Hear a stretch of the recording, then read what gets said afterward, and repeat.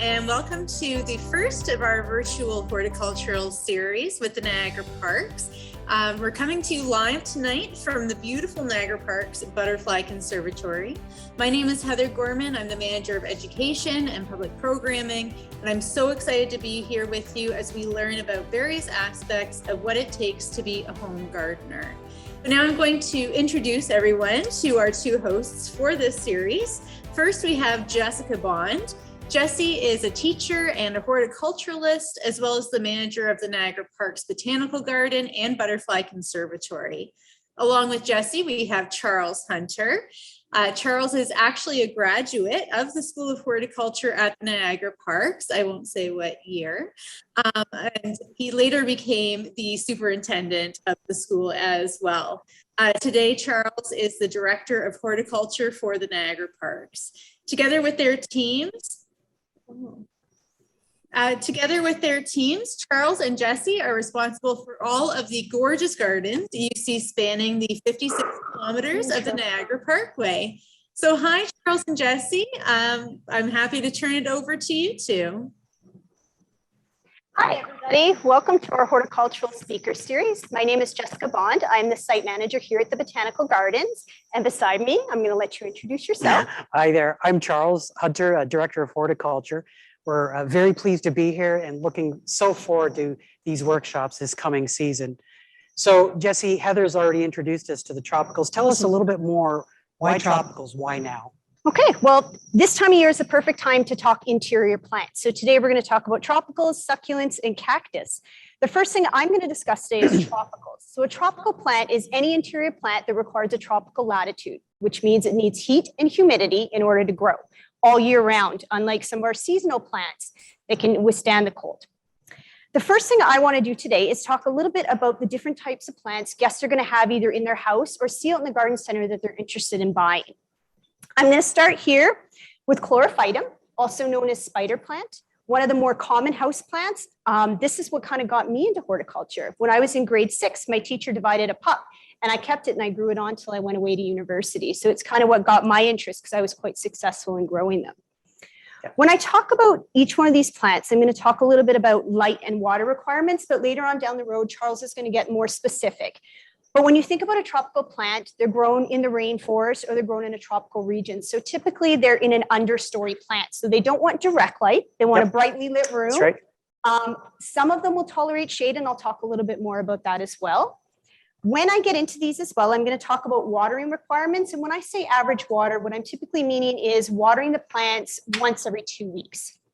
So again, back to the spider plant or the Chlorophytum. This plant likes a brightly lit room, so it doesn't tolerate shade very well.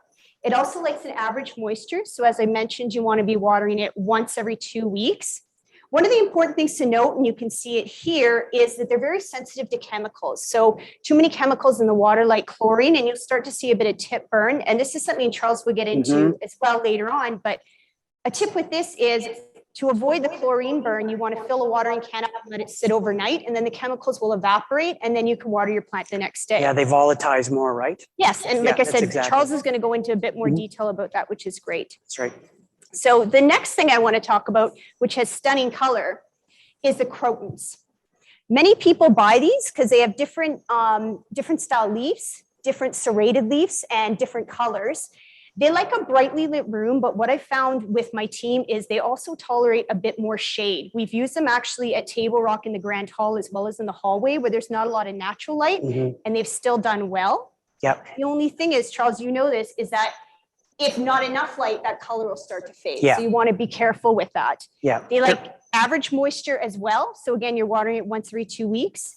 And you want to make sure with these ones, they're very sensitive to, and I'll talk about this later, temperature. So too much draft, the humidity changes, and then what you'll see is the leaves will start to drop and they're not very successful. They're going to find that plants all have their own personalities, right? And you got to know your plant. Yes. So this is, I don't think I mentioned the botanical name. This is Codium variegatum.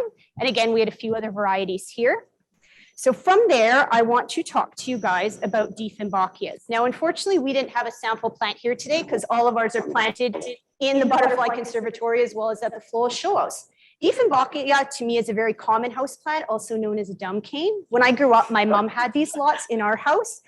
They like bright light, but they also can tolerate a bit of shade. So too much direct light, and Charles will talk about this when he gets into disease problems, is the leaves will scorch a little bit. Yeah. They like average water, but they can also run a little bit on the dry side. But too much light starts to drop leaves, too much water, it will start to yellow. So those are symptoms you want to watch when you're growing Dieffenbachia. You know, what's great about the Dieffenbachia, they come in such a range of color. They are popping wherever you put them. They just are so happy to be there. Yeah. They're so easy. Like, I mean, thank God plants are easy to take care of. Yep. You know? Yep, that's a relative. And like I said, I remember my mom growing these when I was a kid. From there, I want to talk about Dracaenas, and I have a few here today because we have a few different types that respond kind of differently. So we have Dracaena marginata, which if you can see behind me, we have Dracaena fragrans, which I have here in front of me, and then we have Janet Craig Dracaena, which I have down here in our pots. Yep. So when we're talking about marginata, it requires more of a brightly lit room and average moisture. When you look at fragrans, they like a brightly lit room, but they can also tolerate a bit more shade. We use them, and Charles can attest this, we've used them in many of our living walls. They've grown in Table Rock House Restaurant, and we've been successful with growing them in darker areas. The only thing is, and Charles is going to discuss this more when he gets into light, is when they don't have enough light, what they'll start to do is stretch. And it's a term called phototropism, where they're trying to elongate the cell and take in more light to photosynthesize. But otherwise, these can do okay in a lightly lit area. You're using my terms. With the Dracaenas as well, the biggest challenge is with that balance of light and water. Yes. Yeah. Thank you. I'm going to get to that actually, Charles. Perfect. Last one I want to talk about, which is slightly different. Again, Charles knows because we've used a lot of these in our living wall. This is Janet Craig Dracaena. It tolerates a lot more low light levels. So it doesn't need to be as direct light. It's actually been very successful. I grow it at home in the shade. With this one, it's sensitive to overwatering. So I actually killed my last one because I watered it too much. So you want to run this dry. But what Charles touched on with them, and you can see it, I don't know if we can zoom in a little bit, is these burnt tips. So they're very sensitive to humidity and moisture. So if you're inconsistent with your watering, if you water too much or not enough, you're going to find these burnt tips are going to start to develop. So you want to, again, I like to schedule my watering on a calendar so I'm consistent with watering my plants. Yeah. So that's our Dracaena family, which, like I said, quite a few different varieties and very common. A lot of these plants I'm talking about today, you commonly see in shopping centers and in restaurants. And so really pay attention, same with here in the parks, to what we're using. Usually they are ones that grow successfully and are easy to grow. The next two I want to talk about, and I'm going to get Charles to help me here, is our ficus. Now, Charles and I have had a debate about Ficus benjamina, or the white weeping ficus. Well, a lot of people find it challenging, but I find a ficus sits in any space. You know, you always want to get the right plant for the right place. Ficus, they struggle with the movement, but once they're there, they'll acclimatize. They'll do what you need them to do. You just, in some ways, you got to leave them alone, and they're going to do it. So it's interesting. I've been hesitant to grow this variety because I find he's right. The second you move this plant, it drops a lot of leaves. So then I've always went to panic and not wanted to grow it. But it is a very easy plant. So it actually can tolerate more dry. Yep. It can tolerate many soils and doesn't need high nutrition, which is something Charles will talk about later, unlike some of the other plants. It does like a bit more high light. And if it runs too dry, you'll start to see leaf drop as well. Yeah. But generally, ficus as a generous is fairly acceptable in situations. So that's why it's easy. And again, this is a common plant you'll see in a lot of shopping centers, large specimens. So easy to shape, easy to prune. Yeah. Yep. We use it. We like using it that way. Yep. So that's the first one. The other one I want to talk about here, and I don't know, Kelly, if you can catch that, is Ficus elastica. So this is the rubber plant. This one's slightly different. It can tolerate more shade. Also, one thing you're going to notice is it has a very fleshy leaf. So similar to the Benjamin ficus, it can run a little dry. So you don't want to overwater this one. And again, we've used these in living walls. We've used these in this interior spaces where light is limited, and they've seemed to have grown very successful. Too much water, and again, your leaves are going to start to yellow. But like I said, this has been one we've used here common in some of our living walls and interior spaces to grow light. Okay. Oh, I can take that too. Thank you. So the next thing I want to talk about, which you can see in front of me, is palms. And there are a variety of palms. There are fan palms, lady palms, butterfly palms. I have several palms in my house and I am a huge fan of growing them. Again, like I've mentioned about light, they take more of a bright room, but an indirect light, and they can also tolerate a bit more shade. So that's why I tend to use them in my home. They have an average moisture. So again, right now I'm watering mine once every 2 weeks. Similar to your Dracaena, you want to watch though, because again, too much inconsistency with your watering, which I just did at home, you're going to start to have this tip burn. So I had over Christmas with one of my palms, I actually ended up with fungus gnats because I overwatered, tried to compensate for underwatering and ended up drying it out. And I'll get into this more later, had tip burn. And then I had a few other pest and disease problems because of that. So this is my point with wanting to stay consistent with your watering. Okay. The next plant I want to talk about is, to me, the Cadillac of all plants. This is a Sansevieria or mother's-in-law's tongue or snake plant. This plant will grow in any conditions, full sun, full shade. It tolerates dry soils. The only difference is it doesn't really like wet feet. So the Sansevierias in my house, I actually have 2 potted up in my basement, which has no windows, and it's doing fine. The one thing you need to watch is watering. So in this case, when I've talked about average watering once every 2 weeks in the winter months, this I water maybe twice a month. I've actually killed these by watering these. So, and you're also going to find now that Sansevieria has gone through a genus change name. On the tip of my tongue, and I can't remember it right now. So snake plant is a really good way to start and ask for that. Yeah, that's true. Very common. And another thing is, this is one that photosynthesizes at night. And Charles is going to talk a little bit more about that when he goes into succulents. But I use this because we commonly use this as an interior tropical, but it actually probably falls more under the succulents with Charles' discussion. You can leave that one up here if I can have Yes. it. Okay, the last thing I want to talk, I have 2 more, sorry, is Schefflera. So I don't know if we can get the Schefflera down here with the variegated leaves. Schefflera reminds me of growing up. My mom always grew Schefflera as well as Dieffenbachia. It's a relatively easy plant. It requires a bit more brighter light, though. It doesn't really tolerate any kind of shade. A couple of years ago, we trialed it in the Grand Hall at Table Rock, and it failed. And I'll explain 2 reasons. So not enough light, which is a major thing. But they also, too, like we talked about with the Croton, is they're very sensitive to humidity and drafts. So because Table Rock has so many guests in and out of the building, there was too much draft, and we actually ended up losing all of them. So to be successful as plant, you want to make sure it's not in a drafty area. You want a brightly lit room. And again, probably about adequate moisture. So watering once to twice a week. And I'll tell you, there's also 2 types of Schefflera, which is very waxy leaved. And so the more wax on it, really, it already tells you warmer temperatures, more sunlight.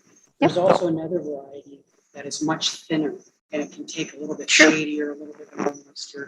So be aware there's a couple types of No, that's a good point to really look at your foliage. That thicker, fleshier leaf usually means it's more drought tolerant, as well as you're right. Sometimes it means it can be more sensitive to light or less. Yep. Okay, I have one more that's been extremely popular over the years, and it's popular because of its tolerance to shade. And that's Spathiphyllum or peace lily. As you can see, this one isn't in bloom right now, and I'll talk a little bit about how to make it bloom. This is a very popular plant because firstly, it grows really well in dense shade. It's also a hydroponic plant. So it actually, you need to, and Charles is going to talk about this later when we talk about watering. That's why we chose this specimen.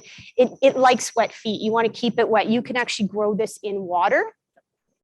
When guests first buy this, they'll buy this straight out of a greenhouse and it'll be full of flowers. And they'll get it home and they struggle to kind of get it to continually rebloom.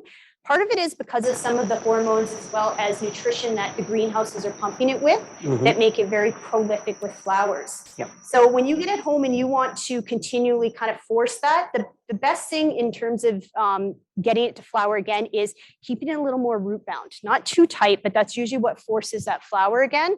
But again, a very easy, good go-to plant. The nice glossy leaves look really good in people's houses. And that's a lot of the common house plants. Again, there are some honorable mentions, like I want to talk about aglaonemas and a few others that are out there that also are really good, but these seem to be the ones we commonly see in people's houses. Nice, Jesse. That's great. All That's right, a great Charles. intro. So I guess I've got a lot to talk. But I'm going to start off with actually succulents. So we said the difference between tropicals and succulents. There are some easy things to understand. A lot of that is that tropics or subtropical. There's that moisture level. There's that shadiness. And as we're moving into succulent plants, succulents tend to prefer a little bit warmer.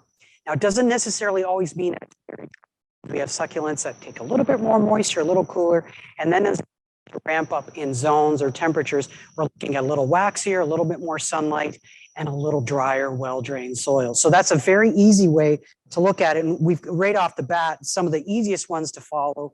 My mom always had this in her house. This was the aloe plant, aloe vera. As we know, it has a very strong connection with healing, and the plant juices you can rub on burns and so on. And in fact, in certain cases, it's even edible. And in certain culinary cultures, they're eating it. In fact, I've had it in a really lovely drink. It's good to chew on, right?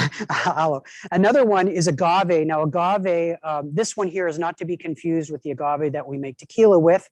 Darn. But this one here, you can see very clearly agave, very, very popular, easy to take care of. The one obvious challenge is with the spines that they have. So you want to make sure you're putting in the right spot. I use it to keep the neighbor's dog out of my yard during the summer. But the thing is that it is nice and waxy, lots of full sun, and fairly easy to take care of. And there's blue ones, there's green ones, there's variegated.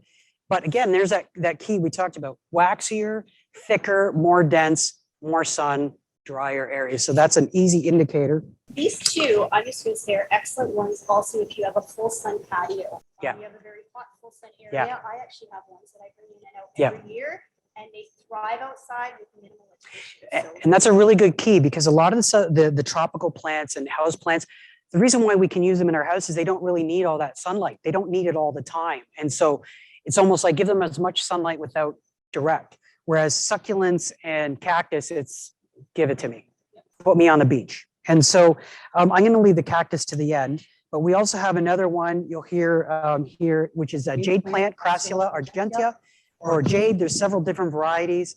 And you can see, once again, very, very sandy, well-drained soil. And I'm not going to pull it out, otherwise the beach is going to be all over the place. But you can see that the plant itself, again, very shiny, very waxy, take care of. And these things can get monstrous.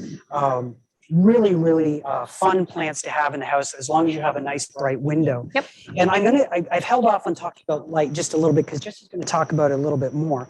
Now, you took one of my plants. What would I take? What did you take away from me? Not yet.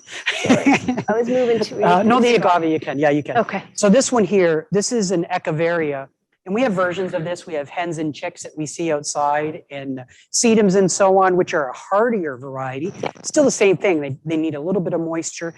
But Echeveria is a really easy one to be able to use in houseplants. And we're seeing a lot of trending towards, even as a color, that steely, icy blue. We're going to see it everywhere. And there are a lot of varieties of that. And I'm going to talk a little bit more about how to propagate that one.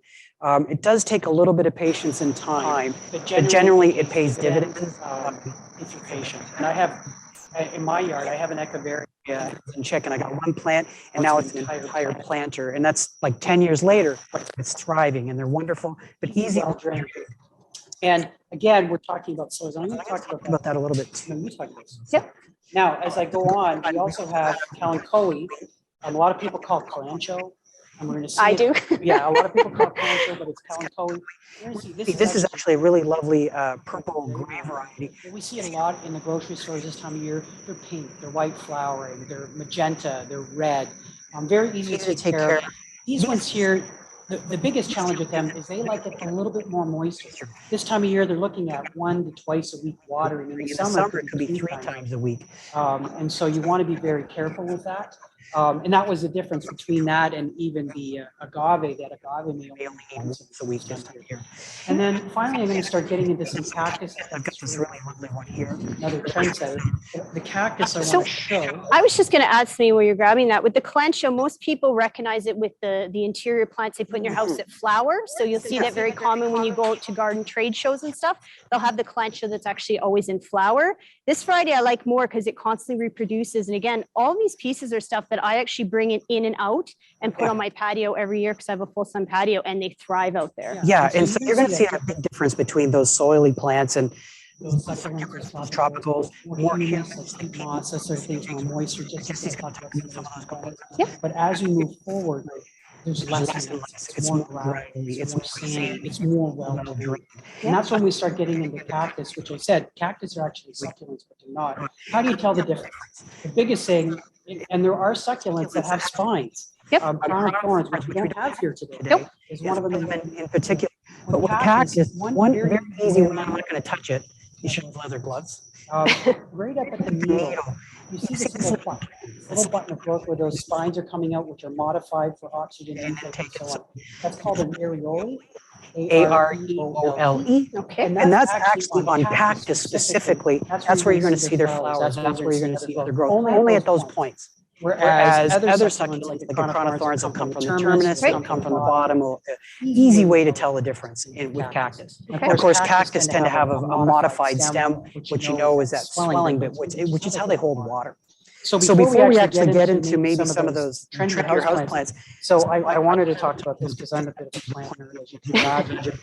And one of them is C3, C4, and cane plants. So we've been talking a lot about these different plants and how they photosynthesize. And Jesse spoke About 85% of the plant are C3 plants, which means it's how they take in carbon dioxide, oxygen, water, and use sunlight to produce chlorophyll and energy, carbohydrates. And so a lot of C3 plants that's most of the planet. A lot of times we've got these colder regions all the way up into the tropicals. And so in that, they're storing differently. What's challenging for them is that they're actually less efficient with regards to how they hold on to water, which Jesse will talk about. When we start moving into succulents and cactus, we move into what we call C4 plants. And because they become hotter and drier, they have more challenges. They don't want to let go of the water. They don't want to let go of the ability to produce chlorophyll. And so there's a process where they're holding on to 4 carbons. And throughout the day, they'll wait a little bit later, and then they'll very efficiently transfer that extra carbon, that 4th carbon, into chlorophyll. But there's this other one called crassulin acid metabolism. A mouthful, yes. That's a mouthful. And those are cacti, and cacti tend to, because it's too hot during. They don't want to open up their pores. They don't want to lose water. They actually take that same light energy during the day to create chlorophyll. But they take in CO2 after dark. They open up their stomata to take in those gases to help them with developing their chlorophyll. So there's a difference. Sansevieri does that. You're right. That's one of the plants that does that. So that's a big difference. And people could ask more about that later. So we are going to move into some trendy plants. Yes, I've started to put a few out in front of me here. I'm just going to move this one so it's not right in front of my face. The first one I wanted to talk about was Alocasia amazonica, or also known as Alocasia poly, or African mask. This is one my team at the Flow Show started using a couple years ago. We really like it for this glossy, thick leaf. It almost has this kind of black undertone of color. So it's a very kind of modern architectural plant. And I apologize that I didn't have a better specimen. It's struggling right now, and I'll talk to you about this. So this is one you've seen really out in the market. Again, Charles had talked a little bit about those fleshy leaves. So with the fleshy leaves, they like a little more indirect light. They don't want to be in a full lit area. When we first purchased these at the Flow Show House, we actually had these out on the greenhouse benches, and we noticed they were burning. So what we ended up having to do was put shade cloth on and actually store some of them under the benches. So you want to make sure they're not in that direct light. In terms of watering, they require probably an average watering. Again, being fleshier, you can run them a little dry. So inside during the winter months, again, once every 2 weeks. One thing about the Alocasia poly is very sensitive roots, which means it's a very unforgiving plant if you've overwatered, underwatered, not given it some of the cultural requirements that Charles and I will talk about later. So it's a beautiful plant. I don't know if it's the best plant for beginners. And I will tell you, I think you can also buy this modified. I think it's a rhizome, or is it a? Yep, it's a rhizome, right? So at certain times of the year, you can actually buy this in a bag of peat moss and buy that and practice. So you always have to find a big plant that might struggle with that transition. Buy that rhizome and plant it up. It may actually acclimatize easier. But again, if you're new to the horticulture game and you're struggling with this, it's because, again, it is a sensitive plant. So if you don't get it right, and again, we'll talk a little bit more about cultural requirements. It's very important to adhere to those when it comes to the plant you're purchasing. The next one I wanted to talk about, and again, a poor specimen, and I'll talk about why. This is your Rex begonias. So you'll commonly see, particularly greenhouses in this region, when summer rolls around, May, you start to see these being sold in the greenhouses. So there's Rex begonia and there's cross begonia. These are beautiful begonias. So if you look, again, that architectural intrige, the foliage, you get them in different colors. They come in burgundies and a few different varieties. They like high humidity. Charles is probably going to talk a little bit more about this after. So a perfect plant to grow in a glass terrarium because they really like that humidity that's introduced in a glass terrarium. However, with that, you have to be careful because they're very sensitive to too much moisture. So you end up with fungal problems. And yeah, We're getting the humidity right now in a tropical conservatory. That's perfect. So our misting system goes off all the time to keep the tropicals going because it's part of their cultural requirement. Yeah. So you tend to see, again, a bit more fungus. You'll see root rot. You'll see botrytis. So you want to be careful that you don't overwater these. One thing, and Charles and I are going to get into this when we talk a little bit more about soils, is they prefer more of a porous soil. So when I say that, it's a little grainier soil. It has more room for air. So you're thinking more sands, you're thinking more gravels. A lot of times with this, they'll use like an African violet mix, which is more like a sphagnum moss mixed with sand. So again, it allows more air to get in because they don't want those roots saturated because that's when you start to have some real pest and disease. So that's why this is struggling. That balance right now at a time of year where the humidity is really low in your house, yet trying to maintain the water balance is a challenge with this plant. So again, beautiful. I prefer to grow it outside. So I'll put in some of my urns in the shade outside in the summer. I don't usually tackle it inside. It's a really challenging balance with begonias in the house. It is. They can be a little sensitive. They are, and they're beautiful though, and that's what kind of sparks everyone's interest in purchasing them. Am I doing the right? You got it. Woohoo. Okay, the next one I want to talk about is the bromeliad. We use a lot of these here in the Butterfly Conservatory. Again, we talked about the misting system we have, the humidity we have, and I'll also talk about the environment. So bromeliads are epiphytic plants. And what that means is they don't necessarily need to grow in soil. They can grow on other trees, on bark, and Charles will have some demonstrations with that after. So a lot of the bromeliads we have here are wired onto the trees or wired onto the rock. So they don't need a lot of soil. Many people go out and buy these. They see them in flower when they're out, and the flower does last a long time. Firstly, the flower isn't a flower. It's much like a poinsettia. It's a bract. It will only flower once. And I brought this example, and this is my mom's from her house, because it will shoot a pup. And the pup then is what you want to repot to get it flowering again. So bromeliads, in terms of water, they like probably an average moisture. They do have a little cup down below that you want to pour some of the moisture into. And they are very sensitive to metals. So remember when we looked at the chlorophytum, the spider plant at the start, I said that it's very sensitive to chemicals. This is as well. So any high metals in the soil, you'll find that this will react. So it's a bit of a sensitive plant. Again, brightly lit room, maybe a little bit of dense shade, and it should do well. Out of all the ones so far I've listed, this tends to be an easier variety to grow for those of you that are just looking to get into horticulture. And again, you see these out in the market quite frequently, and they are quite stunning in colors. They're everywhere right now. And what's a connection to this one? Pineapple. Oh, yes. Same thing. People like pineapple. Yeah. That's true. Exactly. Take that one. Thank you. This one came out on the market a couple years ago and everybody was buying them. When you went to home shows or garden shows, Pilea was out on the market. It's also known as friendship plant. And this is, I think, what caught on that trend was, I don't know if we can get in really close, but it produces these little pups that you can actually pull out, or these babies here, and you can actually repot them and give them away to friends. So that's kind of how the friendship plant got started, was you were able to carry it on to other people. And that's sometimes the nice story in horticulture, and Charles can probably attest this. Most of the things we have in our garden or our house were given to us from friends or divided in their garden. So it kind of adds to that horticultural story. Bright light, average water, very easy to grow. So again, I would fully recommend this. I'm actually looking to put one in my own house because I like it that much. And the glossy leaves, and again, you just keep reproducing with the pups. You can start with a smaller pod, and then it gets to this kind of size, but you don't always have to start with a garden that large. Yep. Thank you.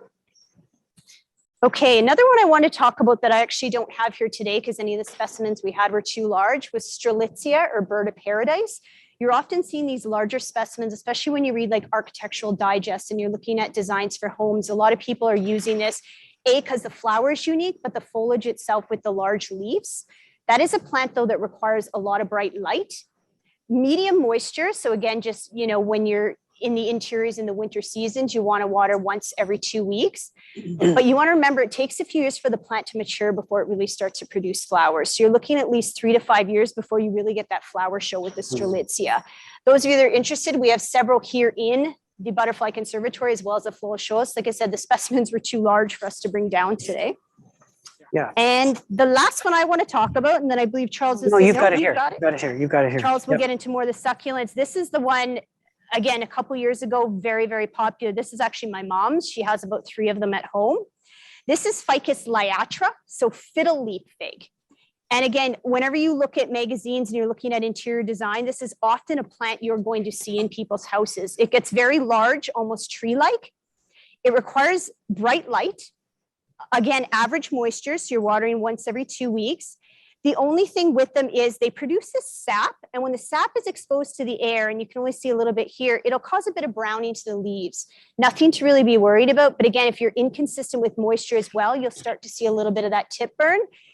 The only issue we've ever had with this plant is we had put 2 in Queen Victoria Park restaurant. So they're very sensitive to drafts and cool weather. So we left them at the front door, and with the guests coming in and out for the restaurant, they ended up just going completely black and dying. So again, with a lot of these, because they like heat and humidity, you want to be aware of that drafty areas. Yes. So I took a slightly different approach with regards to some popularity. Succulent and other trends. One of the things we wanted to make is that, in our Butterfly Conservatory, in our floral show spaces and our living walls, we've been really able to experiment with a lot of plants at different sizes. And here you can see we have trees, and that's 25 years of growing and nurturing, and we're going to talk about how that happens. But what we want to really look at is where's the fun and what can you find out there? So I actually spent a lot of time, goodness gracious, I should have watched myself going out locally here in Niagara. But there are a lot of really easy ways to get started. You don't always have to buy a large plant to experiment, understand that relationship with the plant. And so what I actually did was I went out, and I know I was supposed to do more succulent, but there was just so many fun things out there. And so I had really gone through, and you can see there's a list, and right now the garden centers are full, the floral shops are full, even the grocery stores are full with a lot of what we've been talking about, those tropical plants. Everything from ferns and these lovely maidenhair ferns, these ones are tropical, but there's even a native variety that we can use, to polka dot plant, which is a splash of color no matter where you're going to go. And they're quite tolerant, low shade. And into this fern moss, which I've got a few back there that, they do not like to be unwatered. Let's put it that way. Very unforgiving. very unforgiving. And then we go into these. I don't even know what this one is, and that's why I bought it. I thought I'm going to bring it into the team to tell me more about what this one was. It kept on breaking as it was going. So definitely a little bit more fragile. Burrow's tail, which you can see here, the difference. I love Burrow's tail. And even another type of Kankoi that we were talking about, really, really lovely. And if I spin the dial on here, I had more. I had Tillandsia, which is in that bromeliad family. I also have another type of painted fern. Look at this one. This is one of the funnest plants I've ever seen. It's called a Hoya. Yep. Again, waxy, easy, tropical, great as a basket. I don't know what this one's going to do, but it's fun, right? It's fun. And then we have things like this, which are really, really interesting. And we talk about succulents and all of that glory and that texture. Yep. And then, of course, moving into these cactuses, which nice, really trailing, easy way to start. You're not going to lose out on it. And then we had, of course, peace lily, which is one of the longest lasting, not peace lily. Anthurium. Anthurium. Spath flower, one of the longest flower. Yep. And very easy. We have a lot of these here in our butterfly conservatory. Yep. And it keeps on going. I found coffee trees and staghorn ferns, and even something as simple as apothos. Another common house And plant. another very common low light. Very green. You can get it gold. You can get a giant dramatic leaf version, almost looks like a that we have here behind us. Giant, really cool plant. But what this all means is when we're really looking at them, we have to look at plants, generally speaking, from overall culture. Thankfully for me, in all the years of my horticulture and experimenting, plants can be very forgiving. But there are some very key recipe rules that we want to follow. Yes. We talk about climate, whether inside or out. We take that climate inside.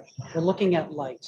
we're looking at water, we're looking at humidity, we're looking at nutrition. And we're looking at soil. When We put all of those together, no matter what we're talking about, that's something that you want to understand. So when we say the right plant for the right place, understand what that environment is going to be before you buy that plant. Or make sure you're looking at it. Now, there's some easy rules to follow when we talk about light. And most succulents, most subtropicals don't need that full sunlight, but they like as much as they possibly can. When we start looking at succulents and cactus, that 8 to 12 hours a day is really important. How do we do that here in Canada at this time of year? So we might shift it from that south-facing window and put it where the light is right now, is in that northwest-facing window, and try to get as much light as we possibly can. And same with the tropicals. We play this shifting game this time of year to get our plants into light, which normally they may not be able to take in the summer months. So you want to be very, very careful with that, with our tropical those light levels. I would say easily 5,000 to 10,000 foot candles for those of you that really want to know that answer. 10,000 is like a full bright day outside. So that gives you an idea. 2,000 to 5,000 is that indoor space when we're looking at some of those other ones. Jesse also talked about phototropism with light. So you can see even this plant here is reaching. It's reaching that way, which meant most likely it's been sitting in the sun, looking that way. We're all stretching for it right now. Yep. But what you can do is you're going to take that plant, and every couple of weeks you're going to shift it. Rotate it. Yep. And you're going to rotate it. So that whole plant, and that keeps it even, it keeps it balanced, keeps the whole light on the plant, which makes it really, really easy to take care of. The acclimatization of light is the hardest one. We talked about the ficus already, the fig tree and that sort of thing, putting it in the window. The other that we want to look at in climate, and then I'm going to hand it over to Jesse. And there are some general rules this time of year when we're looking at tropicals, and they're normally maybe once, maybe twice a week. A lot of people want to water them like they do in the summer. You have to take a little bit more care with them. Obviously, it depends on the size of the plant, the size of the pot, also how dry it may be in the house. Is it getting a lot more sunlight? So you're going to have to play with it. How do you know you've got too much water? Well, you've got to become familiar with your plant. I know this one here is dry because it's very, very wet. And if I watered it, I'd be able to do that comparison. You don't want to do the same thing with your plants. Once you've watered it, you've gotten used to your watering, you know what that weight is, and so understand. And a lot of our succulents like to dry out a bit before they go into that. So succulents this time of year, as I said, maybe once a week. Succulents may need that water. Cactus, this time of year, with all the low light levels and the temperatures, once a month. Now that's going to ramp up as we start getting into the summer. Yes. We're going to be looking at it very differently. Yep. Tropicals, it could be any, it depends on where you have them. It could be daily to every other day to 3 times a week, most likely. The succulents, that's going to be twice a week, most likely, and then cactus maybe once a week. So there's a lot that you have to do there with regards to watering. But you do want to make sure, a lot of times people are syringing or washing, they're bathing the plants, and our water is quite harsh, it's rather alkaline. We try not to do that. Plants don't like it. And so we want to make sure that we're watering the soil. Yep. The soil is important. Not the foliage. That's right. And watering is important because water also helps translocate nutrients from the soil and into the plant. Yep. If that soil is dried out, not like cactus, but some of these other, that plant isn't able to take it for fertilizer. So we want to be very, very careful. One of the other side steps is a lot of times some of my succulent plants, here's a good one. This is pubescent, and this one I wouldn't miss. But aloe, and I'm sorry for that, but an aloe plant I could water. But if I'm worried about giving it too much, I can actually give it a bit of a spritz, just to the point where it's dripping. And that's going to give it a little bit of extra moisture and brings up that humidity from the plant. Yep. And so there's very, very easy tips about water and how to do it. I'm going to say I've got one more cheat, and then I'm going to give it over to Jesse. Go ahead. I have a cheating mechanism. It's a tensiometer, and it measures the pressure of water in the soil between the molecules. And so this one here, it's bleeping right now. And what you can do is you can understand dry or wet. And it actually, so I don't have to look at it all the time. I just have to listen. And it's not beeping right now, which tells me that the soil moisture is right. And in this case, I know that because I just watered it before the show. These are great tools.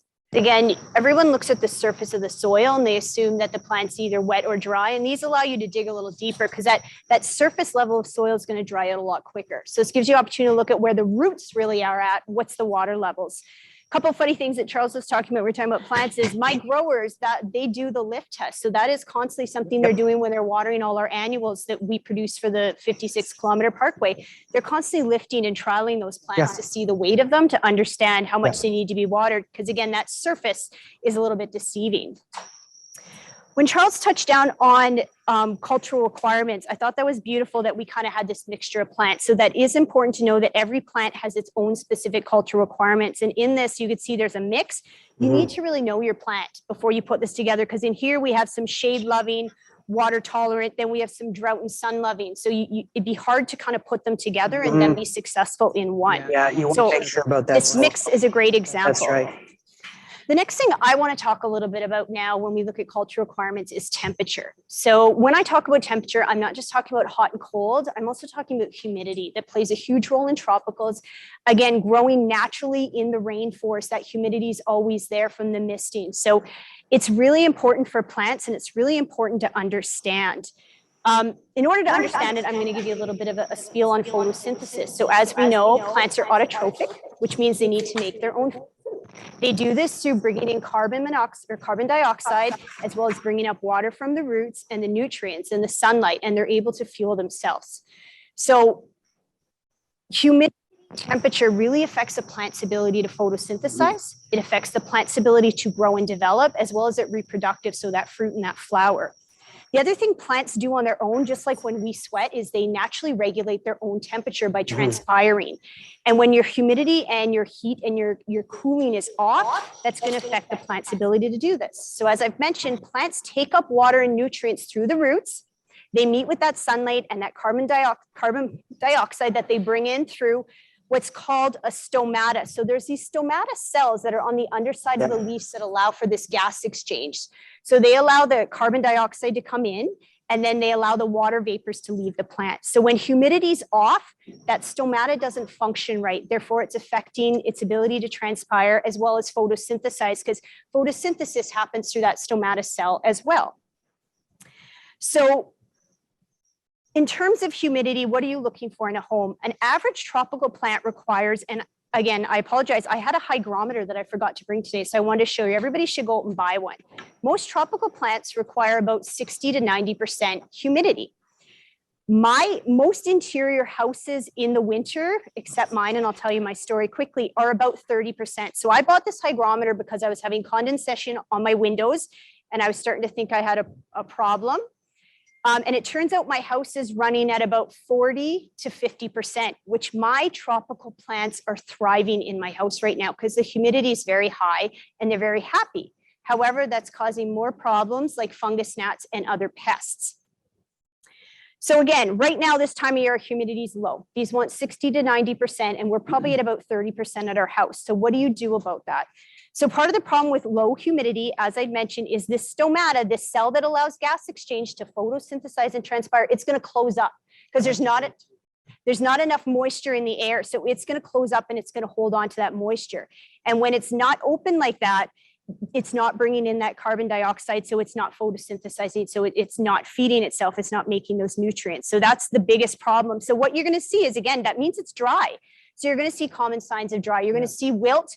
You're going to see tip burn. So you can see that in a few examples here. This is a prime example. Thank you. Exactly. And I know you're going to talk about that a little bit more. You're going to start to see leaf curl. And the biggest one that I meant to talk about with my mismanagement of my palms is you're going to see spider mite. And I'll talk to you a little bit more about that. So these are problems that can occur if your humidity is too low. And at this time of year, it always is in the house. So what do you do about that? So Charles had brought in the example of misting. Misting is a short-term solution in terms of creating humidity. I use misting, and like Charles had the example, more so to control spider mite than I really do to create humidity. Other things you want to do is you want to create your own microclimate. So that means gathering more plants together so they create more humidity for each other. Yep.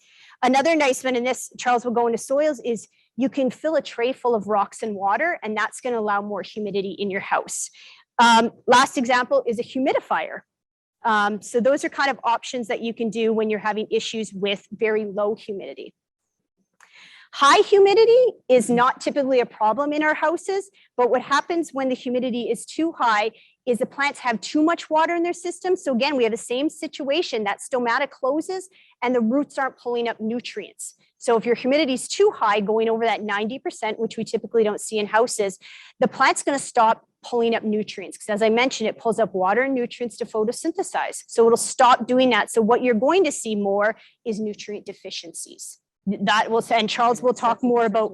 You know, my mom used to put on a kettle, Yep. do the potpourri on the stove and put Yep. it into the pot Yep. to bring that humidity up, or turn on a shower and keep the door open. Yep. There's a couple. So that's a ways to good put it example together. is, you know, when you're worried about humidity in your house, use Yeah. the room. So my humidity in my kitchen right now is 50. My living room is 40. So, Mm. you know, move those into kitchens, into bathrooms. They're higher humidity levels if you're struggling through the winter months. Yeah. But if you're looking to increase or decrease your humidity, you want to look at that differently. So you want to look at the venting of your house. You want to look at a dehumidifier. And again, you don't want to overwater if humidity is an issue. But again, most this time of year, that's not what people are up against. So just, we're going to go right into soils, but the one thing, Oh, you know, okay. what people are talking about is light levels. And we know that putting in the right window is going to help with maybe that humidity and some of that Yep. gas exchange, as well as keeping things warm so that you get that vapor from the grass and gravel, or sorry, from the gravel, not the gases from the gravel. So why don't we talk about the soil a little bit, about how we do that, as we've got about 5 minutes until we're going to let people go into some question periods. Time flies. There's Time what I'm does going to say. fly. So We why don't love go into talking some of about those this. soils? Okay, I'm going to talk a little bit about the soil mixture that's required more for tropicals, and then Charles is going to get into more of that succulent level. Mhm. So purpose of soil, it holds nutrients, it holds water, and it's used as an anchor to anchor the plant to something, right? Without that, the plant would have no means to grow. What you want for tropicals is different than what you're looking at your run-of-the-mill garden mix. You want to use actually what's called a soilless mix, because you want a lighter mix. And I'm going to use this word again that I used before. You want to have something that's higher in porosity. So there's more air pockets in this. So a soilless mix, and you can look in here, is a mixture of peat moss, which is very acidic, which a lot of tropicals in their native environment like higher acidic levels. You have the perlite and the vermiculite that add air and also hold nutrients. So you want to use something a bit lighter. And then some of the other mixes, when you look at Charles succulents, I'll let him talk a little bit about that you'd like to use, again, for that porosity, because you don't want to hold as much moisture. Yeah, and when you're really looking at soil, the whole idea, as Jesse said, it's a foundation to hold the plant together. But that soil is also your mechanism to transfer your nutrients to Yep. the plant. Yep. So when you're fertilizing it, what you're adding into it are amendments that actually make that tropical plant thrive. Yep. So they, you know, they're taking in, we've talked about light, we talked about photosynthesis, we've talked about carbon dioxide, we talked about water. That next step are those nutrients. It's got to come from somewhere. Mhm. So they're either taking it out of the water or they're taking it out of the soil. So as Jesse said, tropicals, subtropicals, they like that more humic. So that peat moss, that sort of idea, something that's stable. That's why we say potting mix a lot of times. It's stable and there's not pathogen to it. Nope. And so when we're Thank looking you. at that, we're putting that all together, but there are recipes. Plants are like people, they all have their favorite meal. And so we have these recipes. As we move from tropicals and so on and into succulents, we have a little bit more, a little less humic water holding capacity, better drainage, Better still drainage. weight. And so, and we can look at alkalinity as well. And so a lot of times when we're talking about succulents will have stain with this potting mix, but then they'll start adding a little bit more coarse sand, usually construction sand, which is really important. It is coarser than most beach sands. It's not as fine. And then we have around here, I also use a lot when we're looking at cactus as well as even orchids and so on. This Turfus, it's a clay pot product that allows for really, really good drainage. And it's very, very light. And then there's a little bit of this organic matter, and we could have a whole other lesson on colloidal activity and cation exchange within Yes, the we soil. could. And please, if you'd like to know more, I will answer that later. But we do have all of these recipes, and soil is really important. The last thing we're going to talk about very quickly here is about soil nutrition, because I think Yes, we want to really that's get really into important. Yep. that in a light way. And maybe we can do one. Maybe we have time for one more workshop. Do we have time to do a division? Do we? One. Okay, perfect. Thank you for that. We're running out of time. We're running out of time, but we want to have time for questions from everyone. There's so much to talk about with plants. I'm so lucky that we get to do this. Yes. And so we have our soil recipe, but when we start talking about nutrients, Jesse, Mhm. take it away. Okay, nutrients. So this time of year, because there's less light levels, the plants aren't photosynthesizing as much as they should be. So therefore, you need to fertilize less. You know, you're looking once a month versus once every 2 weeks. You have kind of your core types of nutrition. So we have our macronutrients, which is our nitrogen, our potassium, and our phosphorus. And then we have our secondary macro, which is your calcium, your magnesium, and your sulfur. So plants require more nitrogen is the key one. So a lot of times when you see plants, and my palms were a good example, is you see a bit of that chlorosis. And chlorosis is a term where that leaf starts to yellow. That's usually your key that it's low on nutrients. And the most common one and the most predominant one that plants require is nitrogen. So you want to look, I know Charles had brought a fertilizer here. So you want to look at something, again, there's going to be 3 numbers. So you're going to see like a miracle grow. Thank you, Charles. That's perfect. So a lot of times we here with annuals, we'll run a 16, 16, 16. You hear here, this is a 24, an 8, and a 16. So again, your nitrogen being very high. Nitrogen is for that green growth for those shoots. Your phosphorus being 8. So that's if you're really looking for flowers or fruit. So if you're growing vegetables at home or it's a plant that flowers, you want to see that middle number slightly higher because that's what's going to produce yours. And then your last is that potassium, which is that overall health as well as that root development. So you want to look at those numbers and kind of know those 3 important ones you're really looking for. But as I've said, this time of year, you want to go easy on because plants aren't pulling up as much moisture. There's not humidity in the level. So you also don't want to run the risk of burning because too much and you burn the plants. And actually, opposite to that, we go back to this plant. This is mine. Please don't judge me.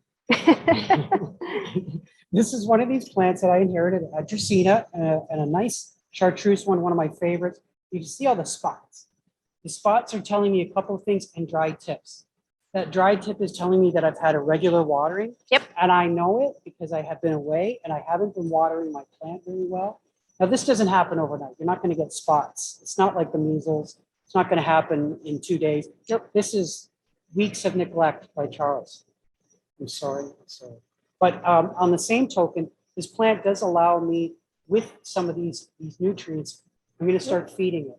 I'm going to start feeding it at least once a week right now until we get to the summer. I'm going to pot it up and put it in a better pot. I'm going to say this is one of the biggest challenges when we look at houseplants. A lot of people will put them in these containers that don't drain very well. Yes. So they don't know how to water. Yep. They don't water enough. They water too much. They drown them. Yep. And so that's taking that next step with regards to humus and drain, fertilizing. One of the things we also had, and this was in my house too. I think there's a little bit of water in it. What do we do with the plants from Christmas? Yep. And so when we actually look at a lot of house plants, if you don't have an ability to allow it to drain through, draining now is really important. We have a lot of salts in our water and fluorides and things. Mhm. And so it's always better to water that plant fully and allow it to go right through the plant. Yep. I talk about it, you wash it, you water it, and then you really do complete it with some water. So sometimes it may take 3 times if you've let it dry. Yep. But what's really important is when we're getting back to the soils. And so this is my grandmother's vase, which is one of my favorites. And you see, once again, not very conducive. And so some of the best easy tricks for any tropical plant right now, I'm just going to use this. This is the actual turquoise. I'm going to pour it in. And what that does, for those of you that do not have a drain, allows, you can see that, just that little bit in there. And that's actually going to help with the drainage. It gives the water for somewhere to go and the plant roots to get some oxygen. So from that point on, then I'm just going to take my soil. Now, in this case, I'm doing ferns, but when you're doing that, you just want enough, soil should be a little more moist. You spilled some out of that one. But you can see here, these are woodland plants. They like a little trouble all the time. Yep. They say water me every 2 days. And you're going to make sure that you're putting that soil in and firmly, and then give it a light watering a couple of times. The best test, once you've got them all planted in, cardinals and all, The winter theme. the winter theme. Yep. What I would do is my mom was really mad at me as a kid.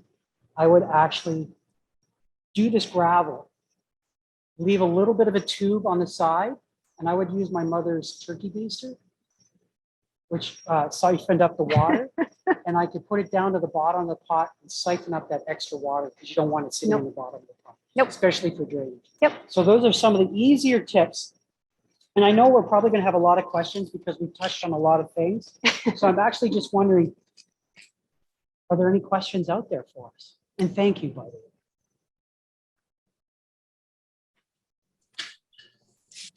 Okay, yeah, we do have actually a number of questions from people. Can you guys hear me okay? Well, while we're waiting for that question, I will say one of the benefits, of course, with houseplants, I think we've truly understood what mindfulness is during this global pandemic and what we've gone through, and how green in our tropical spaces have meant so much to us. Yep. Not only do these spaces clean our air, they just make us feel so much better. Yep. And I will say sometimes I have more conversations with my plants than my family. So- I agree with that. It's really important to understand that plants, there's a plant for every one of us. Yep. There's a plant that will help us. There are plants that can be in our offices and in our kitchen spaces, in our homes. And it's just taking the time to understand that right plant for the right place. Know what you're getting into. There's going to be our advice, right? Like we've given you all these clues, but really, again, guests are probably going to ask, what's an easy plant for beginners? You got to look at your environment you're bringing it into. So if you have a very brightly lit room, you might introduce a Schefflera versus a Spathiphyllum. So it really is best for you. If you're diligent and you're up to maintaining plants and watering, you can look at ferns and stuff. Because to me, this is a very easy fern. You just have to water it every day. You just have to monitor it. So again, you want to look at your situation in your environment, and therefore you are going to look at plants that are best for that environment. And and some plants actually, some like to be fed at certain times of the year, getting ready for flowers, getting ready for roots and division. So you want to understand. Do we have a question? Yes, we do. Charles, can you guys hear me okay? I think. So while we're waiting, another thing I wanted to talk about when Charles had discussed watering is, again, he said not watering the foliage. The best type of watering you can do is actually more of an osmosis. So submerge the plant in water and let it take it up by the roots. So instead of always watering from top down, which you definitely should never, ever water foliage, you want to actually water or have it sit in like fill a container full of water and drop it in, and the roots will uptake on their own. Bathtub, kitchen sink. Yep. There's all kinds of ways out. Best way to water. Wrap it up. Okay. All right. We're just waiting here if there are any questions. Can you hear me, Jesse and Charles? Oh, Can you hear me? I think we can kind of. Sorry, audience. I know you guys can hear me. Jesse and Charles, can you guys hear me okay? So we have a few questions for you. Can you hear? Yeah. Oh, we can. there you are. Hello, Heather. Hi, Heather. Just more technical joys here. So here we go. So we have some questions for you. So Mindy asks, earlier, Jesse, you were talking about the burnt tips on some of your plants. Sorry, folks, we're just having a technical difficulty. We know we want to hear your question. Just give us a few moments and we'll figure that out. Once, can you hear me now? Once a plant has dry tips, do you cut off the dry tips or do you leave them alone? Yes, thank you. That's an excellent question. So again, dry tips come from that inconsistency of moisture. So you're either watering too much or you're not watering enough. When you see those dry tips, your best advice, just like, and we didn't really get into the pest part tonight because again, we just didn't have enough time, is your best advice is mechanically. So just remove the tips, cut them off. I actually just did it with my palm at home. I just cut up all the tips. Okay, and Rebecca asks, is the agave succulent harmful to dogs? Since you said, it's an interesting thing. Some succulent plants, agaves and so on, will have a crystalline structure that you can choke on. But the agave is a pretty rough plant for a dog to want to even chew. It's got its own teeth. It's like the dog trying to bite a shark. So it's maybe something to consider. To be honest, a lot of plants, a lot of the ones we listed today, a lot of them can be toxic. So when I first got my puppy, who's 4 years old now, I made sure nothing was on the floor anymore. So it eliminated any plants that I would have had down low. So my advice is get them up off the floor, because a lot of like spathiphyllum, a lot of these produce a sap that can be toxic to pets. I think that was a better answer than mine, Jess. It's because I have a dog, Charles, and I had to think about it. Oh, dear, dear. I'm putting a dog out for my neighbors. So Mindy has a question about your snake plants. So she has a snake plant that is super tall and it falls over. So she's not sure why it won't stand straight. Could the pot be wrong? How should she support it?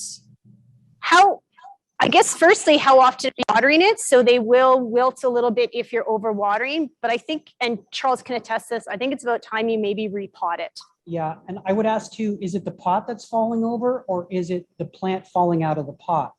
If it's a plant falling out of the pot, it could have something to do with the roots. And so you might want to check out where those roots are and how healthy they are. But other than that, yeah, I agree with Jesse, is that you might want to put it in maybe a bigger pot or something like that to get that weight there. Double check. So Charles, how do you know when a plant has outgrown its pot?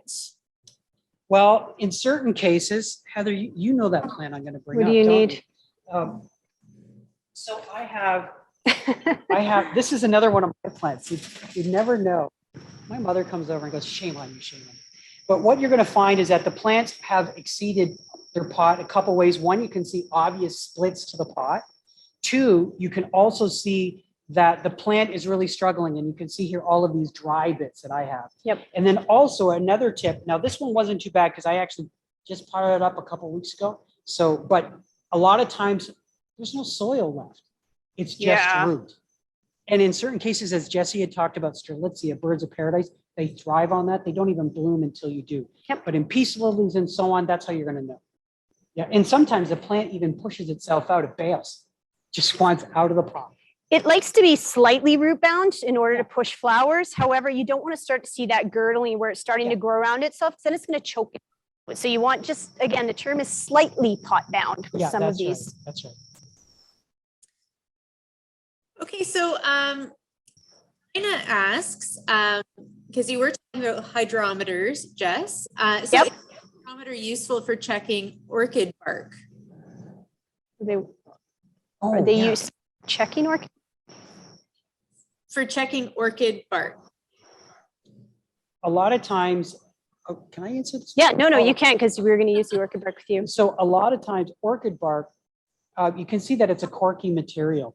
And a lot of, well, what we really do, sometimes we've soaked it in water before we planted something on it, especially some of our staghorn ferns and so on. But in this case, it's corky and waxy. So you're really more important about making sure the roots of the orchid are misted and syringed on a regular basis. Now that's this one type of orchid. The other type that you speak of is, oh dear, is this one here. Now, a lot of times this orchid bark, you can see it's really dry right now. Mhm. And I would normally not use that right away with an orchid. It's going to struggle immediately. I would take that and I would actually soak it in water overnight for the first time. Yep. After that, then it's just regular care. Before I plant, that soaking overnight, by the way. So I'm not sure if I heard the question right, so I apologize, but you want to again make sure the soil is very porous. So orchids again are epiphytic, right? So they don't need the soil. And if you look at their roots, they're growing for air. Yeah. I apologize. I thought the question was about the hygrometer. So that's Oh, why I was trying to put the two Yeah. together. Yeah, there's definitely not a hygrometer yet for orchid bark, No, that just measures humidity. if we can tell that. But you definitely, if it's been planted in a pot of mulch, as Jesse said, it wants to be running through, but you're going to feel it. If that bark is really dry, that pot is going to be really light. Okay, so Abby had a question. So she's had one of those Pilia peperomioides. Yeah. I am not answering Pilia? questions, folks. So over the years, she's never been able to get the leaves to grow as large as the ones that you have shown. So could that be too much light or too much water? That's a good question. So Typically, small leaves will have to do with a lack of obviously the cultural requirement. So it could be a light issue, but it also could be a nutrient deficiency as well. That's just not pushing more. Yeah, a pretty good idea, frame of mind with Pilea, because I've grown a couple of them, is when they do stretch, when they don't have enough light. So this time of year, I've got mine in a southwest facing window. So it gets as much light. It's never hot this time of year. The sun is never that brilliant to scorch anything. Yep. And then as I move to the summer months, I'm going to move it actually to the east side of my house. Gets that morning light. So it is really light sensitive. That's how you get like a fuller, denser plant. And do not let it completely dry out. Yep. That is my rule of thumb. Yeah. But again, as long as it's in a brightly lit room, so nothing really wants usually that direct light, but brightly lit and that average moisture. And like I said, I put it on a calendar. So I'm ensuring I'm watering once every 2 weeks, checking every week. Yeah, that's it. But I also have high humidity. But again, look at your fertility. This time of year, you don't want to fertilize lots, but once a month, you should be hitting it up with like I'm going to say a 20-20-20. Okay, so Susan has a question for you. So if the house has only 30% humidity, can you spray the inside of a Ziploc bag and put it over a Rex begonia pot to give humidity without watering the soil for humidity? You know, actually, Jesse had given one really, really good example, which was actually taking a tray, any sort of saucer, even if it's a plate or a soup plate that you have in the house, put a little bit of gravel, put the water in the bottom of that, and then set your begonia pot on top. That creates that sort of micro environment of extra humidity, and you water from there. That's better than syringing or covering it up with a plastic bag, because for goodness sake, think about that too, that bag on and off, you're going to struggle with it. And so from the base is going to be a lot better for you. The bag idea I don't like, because you actually have minimal airflow. When you look at fungal diseases and you look at all those problems like botrytis and root rot, it comes from lack of airflow. So if you put that bag on, there's no airflow, you're going to end up having a lot of rot. You're going to end up having fungus gnats, like I said, I did over Christmas. So I think you're better off to look at moving it to a humid room, or doing the pebbles in the water, or even just people sometimes put out glasses of water by their bedside table to increase the humidity in their house. And I've actually, if you've got a plant that needs a little bit more heat, and you're still struggling with that, one of my first apartments, I actually had radiator heat, and I had a stone slab. Then I put my tray of water. Then I put my plant on top of that. So I got the heat, the humidity, and that helped vaporize or volatilize that moisture to get that humidity in the air and close to the plant. That's a good idea. Yeah. Okay, so we have one more question here. This is from Cheryl. Cheryl has a Calathea Beauty Star, and it has been struggling. So she had it beside the north window, but it seemed like it was burning. She knows she now has it in a bright west window about 3 feet from the window, but she's losing the purple color on the underneath of the leaf. If she moves it closer and the leaf starts to, if she moves it closer, then the leaves start to curl up. She's checked closely for bugs. I know. It's clear. So she doesn't want to lose it. She's just getting a new leaf for the first 5 months. So what's wrong with her plant? So we use a lot of, Heather, we use a lot of Calathea here in the Butterfly Conservatory, and we use them because they're great understory plants. So they actually tolerate a lot more shade. Color, though, you're right. Like I said, with the croton, if there's too low of light, you're going to see the color fade. So often that's what happens with low light levels. It sounds like though you have it in a brightly lit room. We've had a few here that have actually suffered because they were in too much light, or too much airflow as well has been another issue.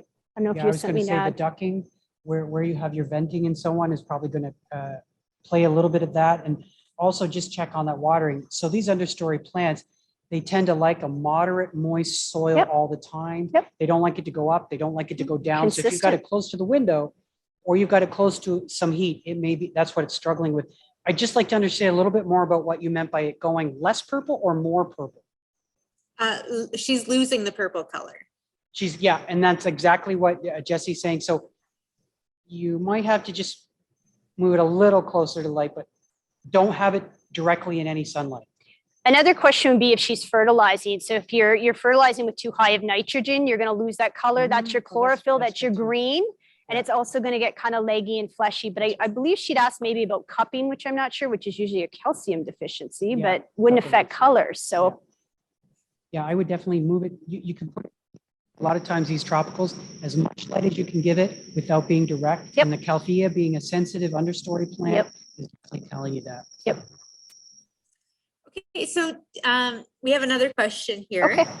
Do you have any recommendations for dealing with fungus gnats? Are they harmful to plants or are they just annoying? So I actually struggled with this. I had a beautiful butterfly palm in my living room that was doing really, really good. And I was watering it once every 2 weeks, very consistent. And Christmas hit and I overwatered. And we actually had fungus gnats all over the house, which was driving my sister and my niece nuts. So the best advice is kind of run that dry. So fungus gnats are going to thrive in high humidity and in very moist areas. So I tried to run it dry, which actually caused the plant to suffer. So sometimes if your soil is too wet, I suggest actually just repotting the plant altogether, but it's often in the soil. So again, we didn't get into pests too much, but one of the things I look at is we do mixes with like safer soaps, or I'll do a mix of like alcohol and water, like a 30% alcohol, 70% water, and I'll spray around that soil a little bit to kill the gnats, kill the eggs, and kill everything out. But my best advice is start with clean soil because they're already in the soil. Yeah, fungus gnats are a bit problematic this time of year as well. Yep. Because it's cooler, it's damp. Plants Damp. may not be using as much of the water that we normally would have, and so they thrive in that environment. And they're eating off the fleshy new roots of the plant, which even causes it to struggle more. Yep. And one last question. This is our last one for the night. But where does a Christmas cactus fit into all of this? Why don't you take that? Nuts. I knew I was going to get that one. Actually, Christmas cactus is not a cactus. It is definitely in the succulent family. Yep. It does. It can take a little bit more of that humic soil. They do like a little bit of sand, but they're really truly not a cactus. Okay. I believe so. That I knew I was going to get that one. that actually wraps up, Jesse and Charles, all of the questions that we had for this evening. So this actually brings us to the end of our time for tonight. So Charles and Jesse, thank you so much for sharing all of your knowledge on tropicals and succulents and answering all of these questions for our viewers at home. And also a big, big thank you to everyone at home who joined us tonight. I know we had a lot of technical issues. This was the first time we've done this. We will work this Like out that one? by next time, I promise. But thank you for your patience and for putting up with all those technical issues. We do hope to see you all for our second night of our Gardening at Home series. That is going to take May the 2nd. Thank you all again so much, and we hope you all have a wonderful evening. Thank you.